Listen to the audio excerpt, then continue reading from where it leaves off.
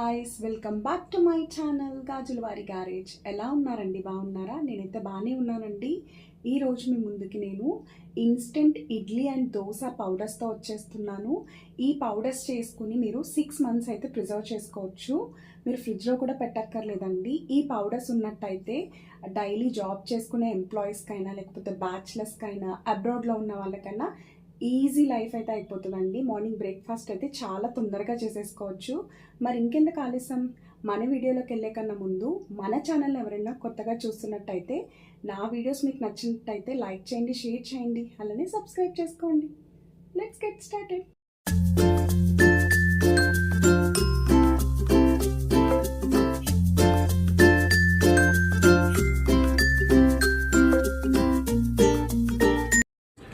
ఇక్కడ 1 glass మినపగుళ్ళు అయితే తీసుకుంటున్నానండి. ఈ మినపగుళ్ళు మనకి మిక్సీ పట్టిన తర్వాత 1 glass అవ్వాలి. నేను ఒక 1 glass అయితే తీసుకొని వీటిని చాలా రోస్ట్ చేసుకుంటున్నాను. అంటే జస్ట్ వేడిగా అయ్యే వరకు అయితే రోస్ట్ చేసుకుంటున్నా. కలర్ అయితే చేంజ్ అవ్వకూడదు. ఒక 1 minute వరకు వేడి చేసుకుంటే సరిపోతుంది. మనం పట్టుకుంటే కొంచెం కాలుతుంది అన్నప్పుడు స్టవ్ ఆఫ్ చేసేసుకోవాలి. సో నేను చూపిస్తున్నాను కదా. సో ఇవి సపరేట్ చేసుకుని ఇవి కొంచెం చల్లారాలండి. ఈలోపు 1/4 glass అటుకులు అయితే తీసుకున్నాము. అటుకులు అయితే ఫ్రై చేయక్కర్లేదు, ఇలాగే మిక్సీ పట్టేసుకోవాలి. ఇక్కడ నేను గ్రైండ్ చేసుకుంటున్నానండి. సో చిన్న టెక్స్చర్లోకి వస్తే సరిపోతుంది. సో వీటిని మనం అంటే జల్లించుకొని కూడా అక్కర్లేదు. సో ఎలా ఉందో ఆ టెక్స్చర్ వస్తే, అంటే రవ్వ ఎలా ఉంటుందో అలా ఉంటే సరిపోతుంది. సో నేను చూపించింది కరెక్ట్ టెక్స్చర్ అండి. ఇది కూడా 1/4 glass తీసుకోవాలి. మనకి కొలత ఎలా అంటే ఏదైతే గ్రైండ్ చేసుకున్నామో అది 1/4 glass ఉండాలి. అటుకులు 1/4 glass కాదు. సో గ్రైండ్ చేసుకున్న ఏదైతే ఉందో దాది 1/4 glass తీసుకోవాలి. రవ్వ అయితే 2 glasses తీసుకోవాలండి. ఇక్కడ నేను మళ్ళీ మెజర్మెంట్స్ అయితే రిపీట్ చేస్తున్నాను. 1 glass మినపగుళ్ళు పౌడర్ ఉంటుంది కదా, సో అది ఇప్పుడు నేను చూపిస్తున్నాను కదా. ఆల్రెడీ మనం ఫస్ట్ మినపగుళ్ళు ఫ్రై చేసుకొని పక్కన పెట్టుకున్నాం కదా. సో వాటిని మొత్తం మనం జల్లించుకోవాలండి. ఏదైతే పౌడర్ వస్తుందో ఆ పౌడర్ 1 glass అయితే తీసుకోవాలి. 1 glassకి 1/4 glass అటుకులు పౌడర్, అంటే రవ్వలా అయిన పౌడర్ 1/4 glass తీసుకోవాలి.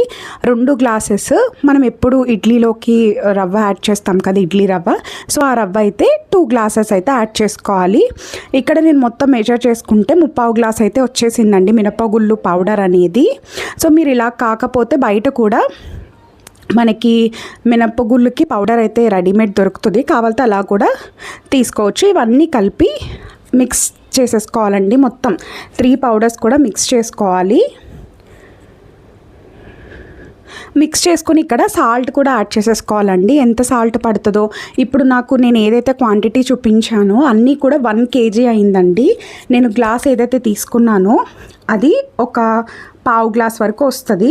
సో ఆ 1/4 glassతో మెజర్మెంట్స్తో తీసుకుంటే నాకు 1 kg పౌడర్ అయితే అయింది. ఇక్కడ తగినంత సాల్ట్ కూడా యాడ్ చేసేసుకున్నాను.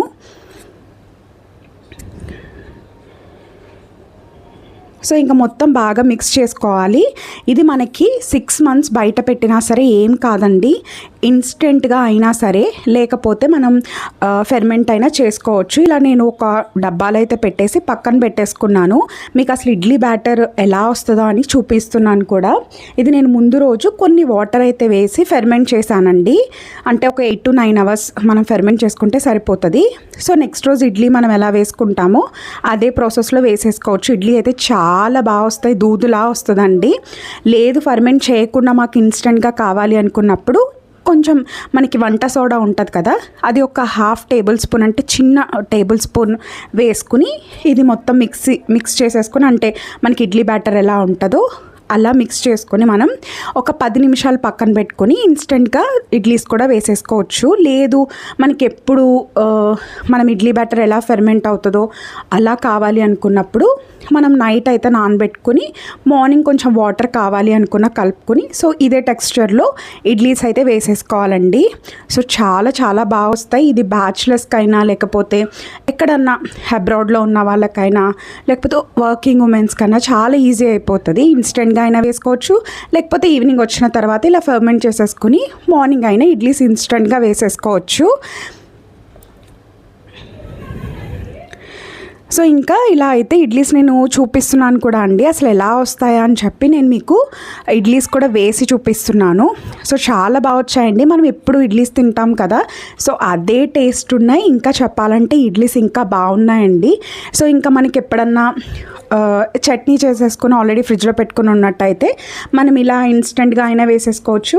ఫెర్మెంట్ చేసుకున్నది మార్నింగ్ ఆఫీస్కి వెళ్ళేటప్పుడైనా బ్రేక్ఫాస్ట్ కింద వేసేసుకోవచ్చు.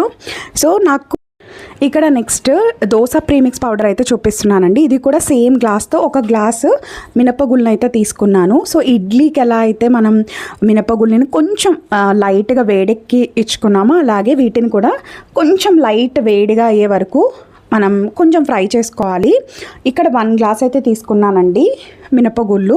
సో ఇవి కూడా కొంచెం ఫ్రై చేసుకున్న తర్వాత ఇలా పట్టుకుంటే జస్ట్ మనకి చేతికి వేడి తగిలితే సరిపోతుంది. సో ఇక్కడ 2 గ్లాసెస్ ఆఫ్ మనం ఇక్కడ రేషన్ బియ్యం ఉంటాయి కదా, అవైనా తీసుకోవచ్చు, నార్మల్ సోనా మైసూర్ అయినా తీసుకోవచ్చు. రేషన్ బియ్యం అయితే కూడా సేమ్ జస్ట్ వేడెక్కితే సరిపోతుంది. మనకి ఇక్కడ కలర్ అనేది చేంజ్ అయితే టేస్ట్ కూడా మారిపోతుంది.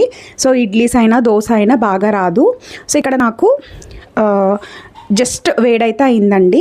సో 1/2 కప్పు పచ్చిశనగపప్పు అంటారు కదా, మనం తాలింపులో వేసుకుంటాం. సో అది ఒక 1/2 కప్ అయితే యాడ్ చేసుకోవాలి. అంటే ఏ గ్లాస్ అయితే తీసుకుంటున్నామో ఆ గ్లాస్తో 1/2 కప్ అయితే యాడ్ చేసుకోవాలి.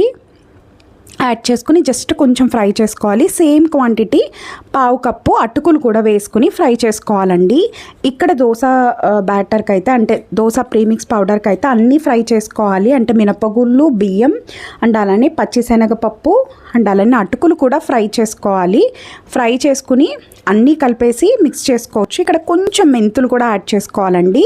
వీటి వల్ల మనకి దోశ అనేది టేస్ట్ ఉంటుంది అండ్ మనకి పచ్చిశనగపప్పు వల్ల క్రిస్పీగా కూడా వస్తాయి.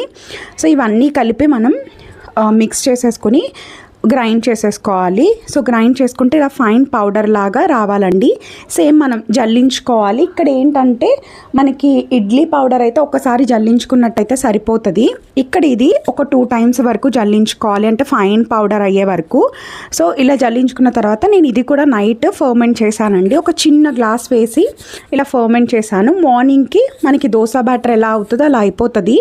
దీంట్లో అయితే సాల్ట్ అయితే యాడ్ చేయమండి, ఇడ్లీ ప్రీమిక్స్ పౌడర్లో అయితే యాడ్ చేస్తాము. మార్నింగ్ దోశ వేసుకునేటప్పుడు కొంచెం సాల్ట్ యాడ్ చేసుకోవచ్చు.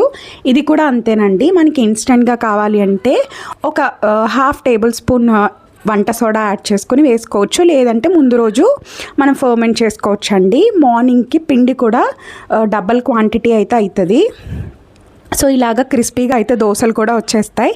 సో చట్నీతో సర్వ్ చేసుకుంటే అయిపోయినట్టే. ఐ హోప్ ఈ వీడియో మీకు నచ్చిందని అనుకుంటున్నాను. నచ్చితే తప్పకుండా లైక్ చేయండి, షేర్ చేయండి, అలానే వీడియోని హైప్ చేసేసేయండి. Thank you so much for watching my videos.